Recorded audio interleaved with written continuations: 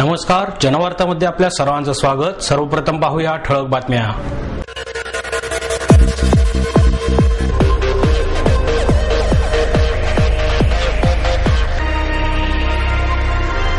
शरद पवार यांच्यावर झालेल्या हल्ल्याचा सर्वच पक्षातून एकजुटीने निषेध झाला। तसेच कार्यकर्त्यांनी संयम राखला, यासाठी शरद पवारांनी व्यक्त केली कृतज्ञता। सातारा रस्त्यावर अत्याधुनिक स्वच्छतागृह विरोधी पक्षनेते आबा बागुल यांच्या संकल्पनेतून साकार। आणि किरकोळ विक्री क्षेत्रात विदेशी गुंतवणुकीने होणाऱ्या नुकसानाला पंतप्रधान आणि सोनिया गांधी जबाबदार असतील, भाजपचे खासदार शाहनवाज हुसेन यांचं प्रतिपादन।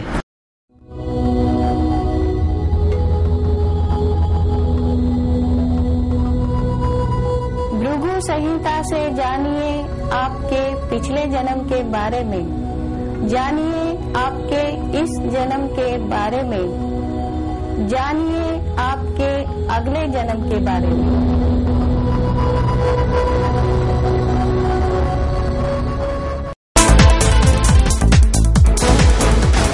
शरद पवार यांच्यावर झालेल्या हल्ल्याचा सर्वच पक्षातून एकजुटीने निषेध झाला।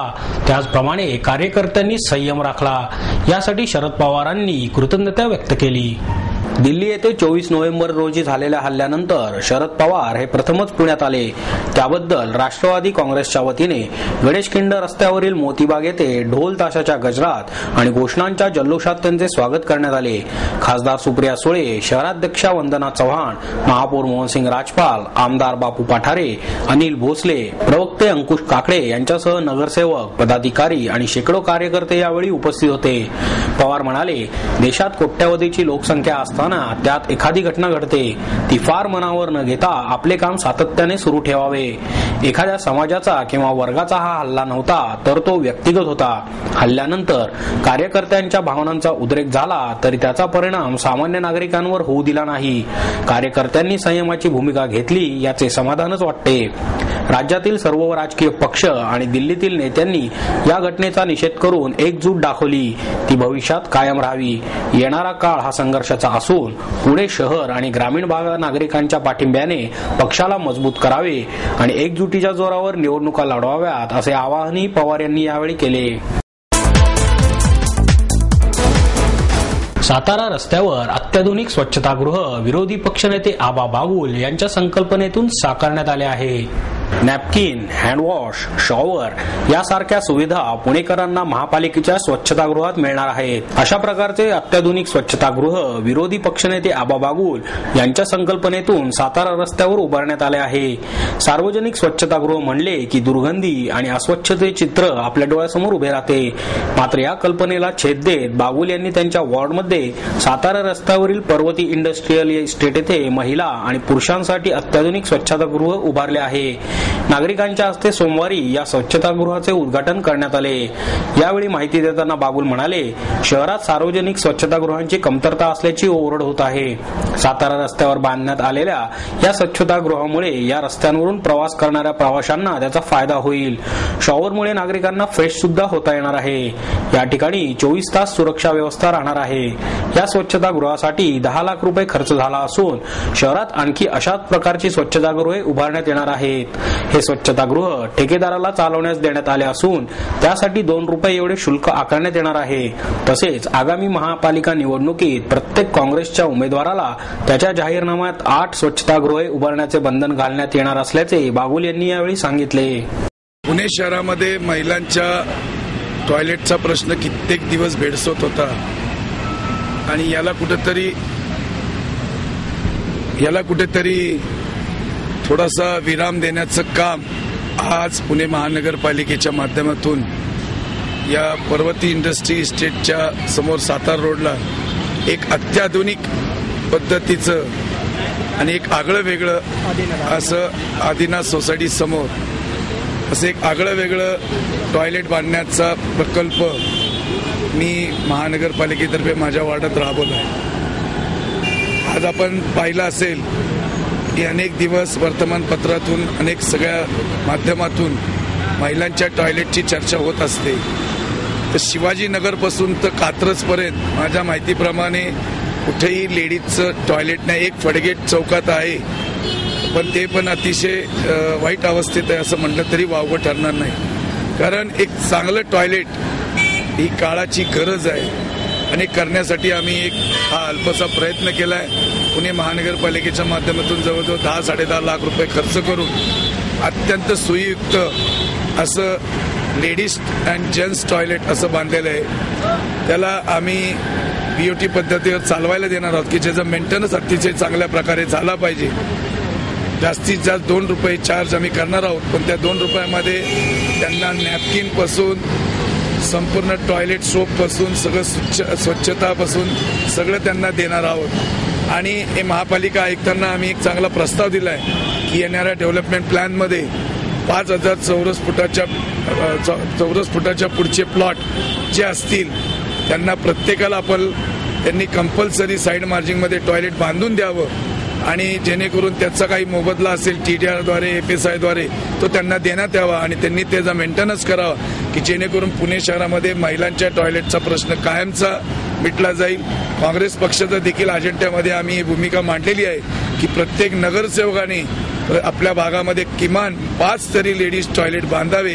हा एक आम्ही म्हणतो येणाऱ्या इलेक्शनमध्ये आमच्या मॅनिफेस्टोमध्ये असणार आहे आणि त्याची नांदी आज आपण पहिला टॉयलेट इथं माझ्या वॉर्डात मी केलेलं आहे. त्याचं उद्घाटन आत्ता आपण झालंय असंच समजावं, कारण टॉयलेटच्या उद्घाटनाला कोणाला बोलवलं तर ते लाजतात, पण माझ्या माहितीप्रमाणे ही काळाची गरज आहे आणि याला कोणीही न लाजता मला वाटतं सर्व मी पुणेकरांच्या माझ्या माता भगिनींना खात्रीलायक सांगतो की तुम्हाला या टॉयलेटचा चांगलात चांगला फायदा कसा महानगरपालिकेच्या माध्यमातून देता येईल, सेफ्टीच्या दृष्टिकोनातून देता येईल आणि तो देण्याचा प्रयत्न आम्ही नक्की करू आणि याचा चांगलात चांगला वापर आपण सर्व पुणेकर नागरिकांनी करावा अशी माझी त्यांना विनंती आहे. किरकोळ विक्री क्षेत्रात विदेशी गुंतवणुकीने होणाऱ्या नुकसानाला पंतप्रधान आणि सोनिया गांधी जबाबदार असतील असे प्रतिपादन भाजपचे खासदार शाहनवाज हुसेन यांनी केले. विक्री क्षेत्रात विदेशी गुंतवणूक स्वीकारायला बहुतांश राज्यांनी विरोध केला आहे. सरकारमधील सहकारी पक्ष आणि काँग्रेसचे सदस्यही याला विरोध करत आहेत. पंतप्रधानांनी संसदेचे अधिवेशन सुरू होऊन 75 तास उलटल्यानंतरही विरोधकांना विश्वासात घेतलेले नाही. या मुद्द्यावर सरकार अल्पमतात आहे, परंतु पंतप्रधान त्यांचा हट्ट सोडायला तयार नाहीत. यामुळे संसदेचे कामकाज ठप्प झाले आहे. आगामी अधिवेशनामध्ये महागाई, काळा पैसा यावर चर्चा होणार होती. ती होऊ नये यासाठी पंतप्रधानांनी रिटेल धोरणाचे भूत उभे केले आहे. संसदेत या विषयावरून सदस्य आक्रमक असताना याचे उत्तर देण्यासाठी पंतप्रधान संसदेत फिरकलेही नाहीत. उलट संसदेपेक्षा राहुल गांधी यांच्या युवक काँग्रेसच्या मेळाव्याला उपस्थित राहणे त्यांना महत्वाचे वाटले. UPAच्या अध्यक्षा सोनिया गांधी आणि सरचिटणीस राहुल गांधी यांनी देखील या धोरणावर अद्याप चकार शब्द काढला नाही. विरोधकांमुळे संसदेचे कामकाज ठप्प झाल्याचा नेहमी आरोप होतो, परंतु इतिहासात पहिल्यांदाच सत्ताधाऱ्यांनी संसदेचे कामकाज बंद पाडले आहे असा आरोपही शाहनवाज हुसेन यांनी केला. 7 डिसेंबरला संसदेचे कामकाज पुन्हा सुरू होणार आहे. किमान तेव्हा तरी पंतप्रधानांनी देशाचा विचार करावा अशी खोचक टिप्पणीही हुसेन यांनी यावेळी केली. रिटेल क्षेत्रात परदेशी गुंतवणुकीचा प्रस्ताव सर्वप्रथम रालोआ सरकारने ठेवला होता. या आरोपाचे खंडन हुसेन यांनी केले. ते म्हणाले, आम्ही सुधारणावादी आहोत, परंतु विदेशींना येथे येऊन देण्यास आमचा विरोध आहे. या पत्रकार परिषदेला भाजपचे शहराध्यक्ष प्राध्यापक विकास माटकरी, आमदार भीमराव तापकीर, नगरसेवक अशोक येनपुरे, मेधा कुलकर्णी, माजी नगरसेविका मदिना तांबोळी यांच्यासह भाजप अल्पसंख्याक विभागाचे प्रतिनिधी उपस्थित होते. छोटे छोटे बड़े किसान होगा, कुछ बड़े राज्य में होंगे 20 एकड़ के, यहाँ किसान 2 एकड़ 4 एकड़ का किसान, और वो ये ख्वाब दिखाया जा रहा है कि वो वॉलमार्ट जाकर किसानों से खेत में सब्जी खरीद लेगा. वॉलमार्ट जो है वो न्यूजीलैंड से जाकर जो मटर का पहाड़ खड़ा हुआ है, जो ओवर प्रोडक्शन है, उन देशों से भी सामान खरीदेगा. जहां तक भारतीय किसान का है, भारतीय किसान को वो फायदा देने की स्थिति में आज वो नहीं है, न भारत की इकोनॉमी है. जो लोग ये तर्क दे रहे हैं वो ये जान जाएं कि कोल्ड चेन में 100% FDI है, लेकिन कोई भी विदेशी कंपनी आज तक आई नहीं. इसलिए किसानों को हसीन ख्वाब दिखाकर सिर्फ बड़े लोगों का लाभ करेंगे। और क्वालिटी के मामले में यहाँ मैकडॉनल्ड तो आपका आलू खरीद नहीं सका, अभी तक महाराष्ट्र का आलू नहीं खरीद सका, जाके अभी 11 साल बाद वो जो फिंगर चिप्स हम आप खाते हैं वो जाकर अब गुजरात में कहा कि यहाँ का जो आलू है उसके अंदर बहुत नमी है, उसकी क्वालिटी वो नहीं है, वो छोटा होता है। तो वो पहले या तो फ्रोजन मंगाते थे या बाहर से आलू मंगाते थे। अब जाकर 11 साल बाद मैकडॉनल्ड के आने के बाद वो गुजरात में कहीं पर उन्होंने आलू डेवलप किया। इसलिए भारतीय किसान को जो खाद्य पदार्थ डालते हैं, जो हम यूरिया डालते हैं, उसकी क्वालिटी कंट्रोल का सवाल है। तो ये जो विदेशी कंपनियां हैं वो क्वालिटी कंट्रोल के नाम पर ही भारत के किसानों को रिजेक्ट कर देंगी और धीरे धीरे वो मार्केट पर कब्जा करेंगी और किसान का सामान खेत में पैदा होगा और बर्बाद भी हो जाएगा।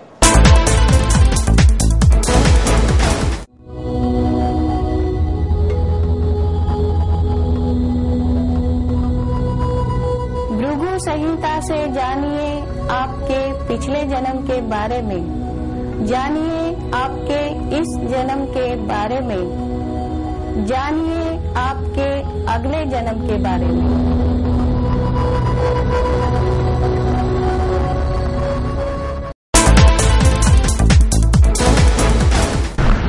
गोखले नगरमध्ये अनेक ठिकाणी नागरिकांना गढूळ पाण्याच्या समस्येला सामोरे जावं लागत आहे।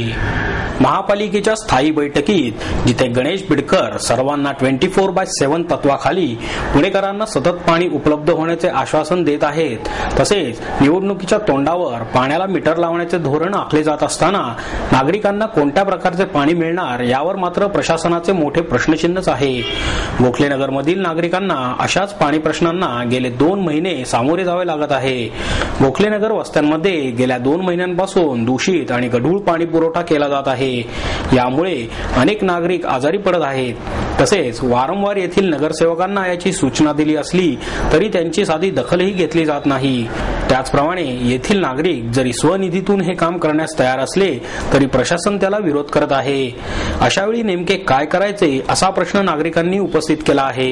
नागरिकांच्या या प्रश्नावर पाणी पुरवठा केंद्रातील कर्मचाऱ्यांनी याची पाहणी केली असून येणारे पाणी हे ड्रेनेजचे असून पिण्याच्या पाण्याची लाईन कुठेतरी लीक असेल तर ती लगेच दुरुस्त केली जाईल आणि स्वच्छ पाणी नागरिकांना उपलब्ध होईल असे आश्वासनही दिले। आणि कसं आता इलेक्शनचे चाललंय, 2 महिने झाला या आम्हाला घाण पाणी यायला लागलंय आणि तो कोणी लक्ष घेईना।